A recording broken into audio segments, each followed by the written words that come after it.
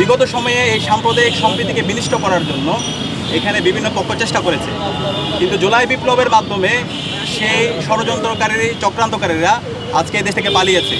আজকে এদেশের সকল ধর্মের সকল মতের মানুষরা আজাদি পেয়েছে, মত প্রকাশের স্বাধীনতা পেয়েছে এবং প্রত্যেকে তাদের ধর্মের যে চর্চাগুলো আছে সেগুলো স্বাধীনভাবে করতে পারছে। আমাদের এইবারের যে পূজা, সেই পূজায় যেন সবাই স্বাধীনভাবে সুন্দরভাবে ধর্মীয় আমাদের যে উদযাপন আছে সেটা যেন সুন্দরভাবে করতে পারে, সে জায়গা থেকে আমরা আমাদের পরামর্শগুলো স্বরাষ্ট্র উপদেষ্টাকে জানিয়েছি। বিশেষ করে নিরাপত্তার বিষয়গুলো আমরা শুধুমাত্র ঢাকা বিশ্ববিদ্যালয়ের কথা বলিনি, একই সাথে বাংলাদেশের যত প্রতিষ্ঠান আছে, যতগুলো বিশ্ববিদ্যালয় আছে, কলেজ আছে, স্কুল আছে এবং একই সাথে আমাদের সারা দেশের যত পূজা মণ্ডপ আছে সব জায়গায় যেন নিরাপত্তা নিশ্চয় করা হয় এবং বিগত সময়ে এই পূজা মণ্ডপ ভাঙ্গা, প্রতিমা ভাঙ্গার সাথে যারা জড়িত ছিল তাদেরকে যেন আইডেন্টিফাই করা হয় এবং তাদেরকে যেন দৃষ্টান্তমূলক বিচারের আওতায় নিয়ে আসা হয়, সে কনসার্নটা জানিয়েছি। আর আমরা আরও কয়েকটা দাবি জানিয়েছি। আপনারা জানেন জুলাই বিপ্লব করে ঢাকা বিশ্ববিদ্যালয়ে দুটো হত্যাকাণ্ড হয়েছে, সাম্য হত্যাকাণ্ড এবং তোফাজ্জল হত্যাকাণ্ড।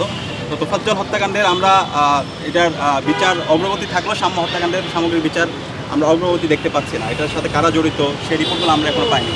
আমরা বলেছি সাম্য হত্যাকাণ্ডের সাথে যারা জড়িত ছিল এটা তদন্ত রিপোর্ট দ্রুত দিতে হবে এবং এই হত্যাকাণ্ডের সাথে যারা জড়িত আছে তাদের সবাইকে দৃষ্টান্তমূলক বিচারের আওতায় নিয়ে আসতে হবে। সবাইকে মুক্তিকামী ছাত্র জনতাকে আহ্বান করব, আমাদের এই বাংলাদেশ যে সাম্প্রদায়িক সম্প্রীতির যে অনন্য নজির আমরা বিগত সময় স্থাপন করেছি, এই জুলাই বিপ্লব করে শিক্ষার্থীদেরকে সজাগ থাকতে হবে। আমরা সারা দেশের প্রতিটি পূজা মণ্ডপ এবং আমাদের যে উৎসব, সে উৎসব যেন নির্বিঘ্নে যেন বাস্তবায়ন হয়, সেই কারণে আমাদেরকে সজাগ থাকতে হবে এবং সর্বোচ্চ আমাদের সার্বিকভাবে সহযোগিতা করতে হবে।